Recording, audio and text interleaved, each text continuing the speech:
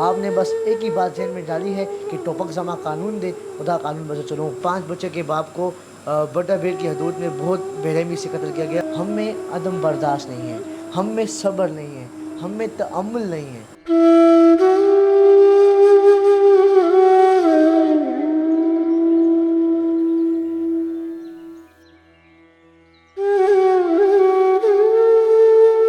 کیوں شہید کیا اور کیا وجہ تھی؟ ندن فائرنگ کی گاڑی پہ، اور جس کے نتیجے میں جو ہے ان کے 2 گارڈ بھی زخمی ہوئے اور مولانا عدیز صاحب جو ہے وہ شہید ہوئے۔ 2 تھانوں کے درمیان میں یہ واقعہ ہوا۔ السلام علیکم ناظرین، اسد عابد ہوں، آپ اے ایس ڈیجیٹل دیکھ رہے ہیں۔ ناظرین، بات کریں گے آج کرائم کے حوالے سے۔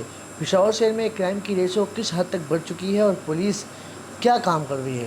اس سے پہلے اگر میں بات کروں کرائم کی، تو میں 5 مئی کا وہ سیاہ دن کی بات کروں گا جب مولانا عدیز صاحب کو جو ہے بہت ہی بے رحمی سے قتل کیا گیا۔ آج 13 مئی ہے۔ اس سارے گیپ میں پولیس نے کیا کارروائی کی اور کیا اب تک سامنے آیا؟ ناظرین، پولیس نے 300 سے زیادہ CCTV فوٹیج جو ہیں وہ حاصل کی ہیں اور اس پر جو ہے تفتیش جاری ہے۔ نہ صرف چارسدہ بلکہ نوشہرہ، مردان اور پشاور کی بھی جو ہے اس میں CCTV فوٹیج ہیں، اور 40 سے زیادہ ذرائع کے مطابق جو بندے ہیں ان سے تفتیش جاری ہے۔ انہوں نے اپنا جو تفتیش کا گھیرا ہے وہ تنگ کر لیا ہے اور مزید جو ہیں ان میں اقدام کر رہے ہیں، لیکن اب تک ان کے قاتل جو ہیں وہ سامنے نہیں آئے کہ ان کے قاتل کون تھے اور کس وجہ سے ان کو جو ہے وہ شہید کیا گیا۔ کچھ ذرائع کے مطابق یہ بھی کہا جا رہا ہے کہ ان کے جو تانے بانے ہیں وہ غیر ملکی ایجنسیوں سے بھی جو ہے مل رہے ہیں، لیکن اب تک کوئی حقیقت جو ہے اس میں سامنے نہیں آئی، کیونکہ اب تک وہ جو ملزمان ہیں وہ حراست میں نہیں ہیں۔ جب وہ حراست میں آئیں گے تو وہ بتائیں گے کہ انہوں نے کیوں یہ سارا واقعہ کیا، کیوں شہید کیا اور کیا وجہ تھی اس میں۔ پولیس جو ہے اپنا کام کر رہی ہے، لیکن اب تک جو ہے کچھ بھی سامنے نہیں آیا کہ یہ واقعہ ہوا کیوں اور اس کی وجوہات کیا ہے۔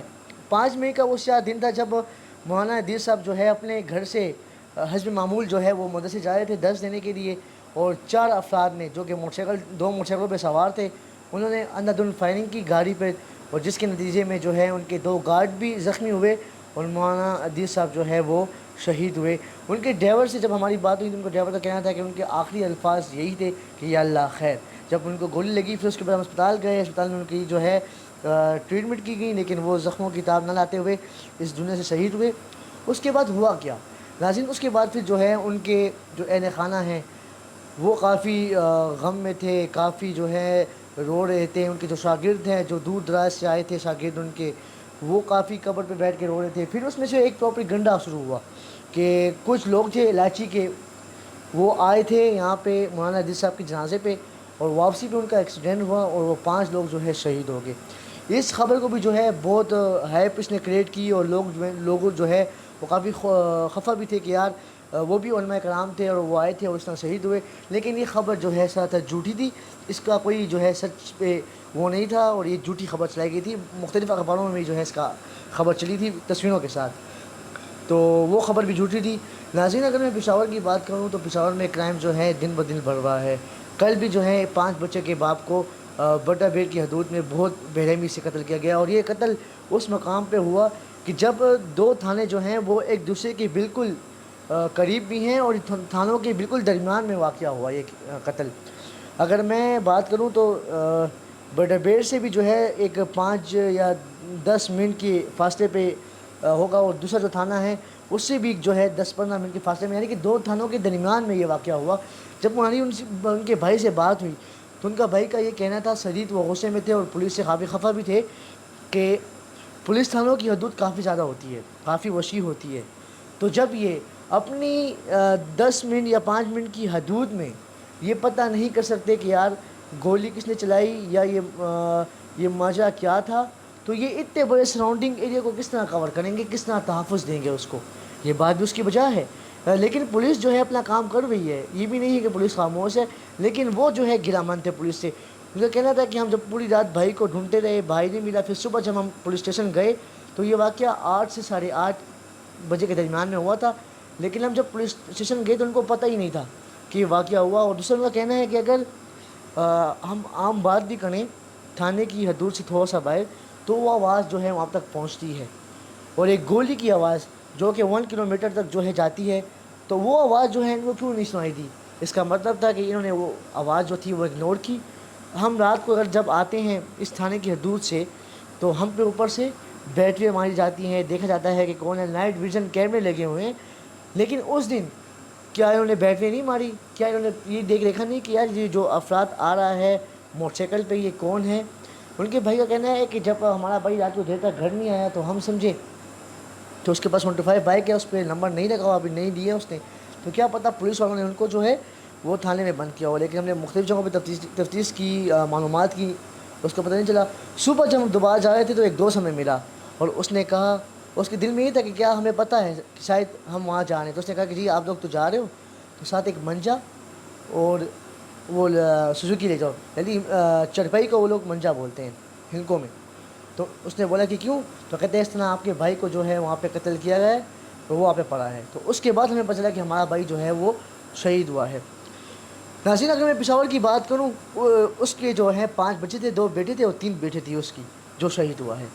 اس کے علاوہ میں پشاور کی بات کروں تو پشاور میں کرائم ریشو جو ہے دن بدن بڑھ رہا ہے. آپ کا اپنا مال جو ہے آپ کے پاس محفوظ نہیں ہے, آئے روز کہیں بھی کسی نہ کسی کو مار دیا جاتا ہے.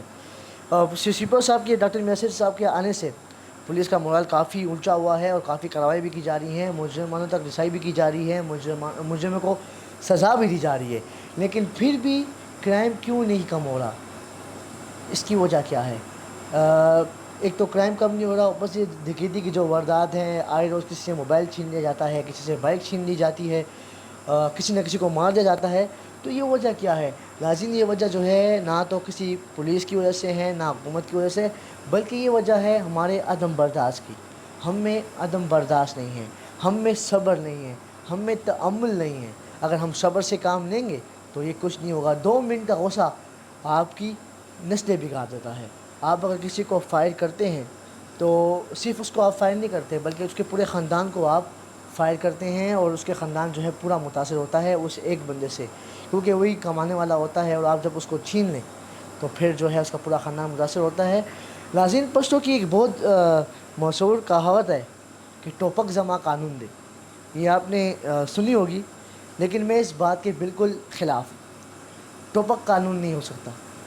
آپ کا قانون آپ کے عدالتیں ہیں, آپ کا قانون آپ کے محافظ ہیں. محافظ سے مراد پولیس, آپ ان سے حساب مانگیں, یہ نہ کریں کہ آپ خود ٹینشن کوپ اٹھائیں اور آپ جو ہے اپنا بدلہ لیں. چلے ٹھیک ہے, میں آپ کو اس پہ ایک چھوٹی سی ڈیٹیل دیتا ہوں. ایک شخص ہے, اس نے آپ کی فیملی سے ایک افراد کو شہید کیا ہے, قتل کیا ہے. آپ جو ہے آپ کو غصہ آیا ہے, آپ اٹھیں, آپ نے جو ہے اس کی فیملی سے ایک بندے کو قتل کر دیا ہے. تو مجھے یہ بتائیں کہ جس بندے نے آپ کی فیملی سے بندے کو شہید کیا ہے اس سے تو اپنی دین اور آخرت خوار کر دی ہے, بلکہ آخرت میں بھی جو ہے وہ آپ کا سزائے ہوگا, اللہ پاک کا سزائے ہوگا. اللہ پاک کا فرمان ہے, حضور صلی اللہ علیہ وسلم کی حدیث میں بھی ہے کہ جس نے ایک شخص کو قتل کیا اس نے پوری انسانیت کا قتل کیا ہے. تو اس نے تو اپنی دین, دنیا, آخرت, اپنے بچے, اپنی فیملی خوار کر دی ہے, لیکن آپ نے بھی تو کوئی کسر نہیں چھوڑی. کیا آپ نے اس کے خلاف کوئی کمپلین کی ہے پولیس تھانے میں, یا آپ نے ان سے جو ہے اپنی درد بڑی داستان سنائی ہے؟ کیا آپ نے ان سے حساب مانگا ہے؟ آپ نے تو اپنی جو ہے قانون بنایا ہے اور اپنا ٹینشن کوپ اٹھائی ہے اور اس کے فیملی سے ایک بندے کو قتل کر دیا ہے. تو آپ نے بھی اپنی دین اور آخرت جو ہے وہ کر دی ہے, خراب کر دی ہے. نہ کہ آپ نے اس کی فیملی کو خراب کیا ہے بلکہ آپ نے اپنی فیملی کو بھی نقصان میں ڈالا ہے. اگر آپ جیل میں جائیں گے, کیونکہ قانون کے ہاتھ بہت لمبے ہوتے ہیں, یہ کوئی نہ کہیں کہ ہم قتل کریں گے ہم بھاگ جائیں گے اور یہ کریں گے, نہیں, آپ قانون سے نہیں بچ سکتے. 10 دن بعد, 1 مہینے بعد, سال بعد, 10 سال بعد آپ نے لازمی جو ہے قانون کی گرفت میں آنا ہے. تو آپ اگر جب پکڑے جائیں گے تو آپ کے گھر میں کمانے والا کون ہوگا, آپ کے بچوں کا کیا ہوگا, آپ کی وائف کا کیا ہوگا, آپ کے جو اور آپ کے سہانے میں بیٹھے ہوئے ہیں, آپ کی بہنیں, آپ کی مائیں, اس کا کیا ہوگا؟ یہ بات آپ نے کبھی سوچی ہے؟ نہیں, آپ نے نہیں سوچی. آپ نے بس ایک ہی بات ذہن میں ڈالی ہے کہ ٹوپک زماں قانون دے, خدا قانون بجا چلوں. تو یہ بات ہر سے غلط ہے. ناظرین پشاور شہر میں کرائم کی وجاہتوں میں اضافہ ہو رہا ہے, لیکن پولیس بھی اپنا کام بخوبی کر رہی ہے. مختلف مقام پر انہوں نے چھاپے بھی مارے ہیں, مختلف لوگوں کو پکڑا بھی ہے, کافی بڑے گینگ جو ہیں انہوں نے نیست نابود کر دیے ہیں. اور انشاءاللہ امید یہی ہے کہ آئے روز بھی جو ہے یہ مولانا عدیث صاحب کے جو قاتل ہیں وہ قانون کی گرفت میں ہوں گے اور ان کو سزا ضرور ملے گی, کیونکہ ایک بہت بڑھیا المیہ ہے کہ ایک بہت بڑے مفتی جو ہیں ہم میں نہیں رہے. اور اس کے علاوہ بھی پشاور شہر میں جو ڈکیتیاں ہو رہی ہیں یا جو اس طرح کے قتل ہو رہے ہیں تو پولیس اس میں اپنا بہت بڑا کردار ادا کر رہی ہے. بلکہ ان کے جو ہے دن رات ان کی محنت ہے اور وہ محنت سے جو ہے کچھ لوگوں کو انہوں نے گرفتار بھی کیا ہے. لیکن یہ ہماری اپنی جو ہے عدم برداشت کی وجہ سے یہ کام ہو رہے ہیں کہ ہم میں برداشت نہیں ہے اور ہم جو ہے اس برداشت کو 2 منٹ کا غصہ ہمارے لیے پوری زندگی جو ہے وہ وبال جان بن جاتا ہے. اور یہ تھی ہماری آج کی رپورٹ. انشاءاللہ ملاقات ہوگی پروگرام میں. اپنا بہت خیال رکھیے گا. اللہ حافظ. اور آخر میں آپ کا بے حد شکر گزار ہوں کہ آپ کے پیار اور سپورٹ سے, اللہ تعالیٰ کے فضل و کرم سے, میری ماں کی دعاؤں سے اللہ پاک نے ہمارا پہلا سنگ میل جو یوٹیوب پہ تھا وہ پار کر لیا ہے. ہمارا چینل مونیٹائز کے مراحل میں جو ہے داخل ہو گیا ہے. تو میں آپ سب کا بہت شکر گزار ہوں. اس طرح پیار و محبت دیتے رہیں ہمیں اور ہم یہ جو رپورٹس ہیں یا جو پیکج ہیں وہ آپ تک پہنچاتے رہیں گے. اللہ حافظ. سچ جو چھپ نہ سکے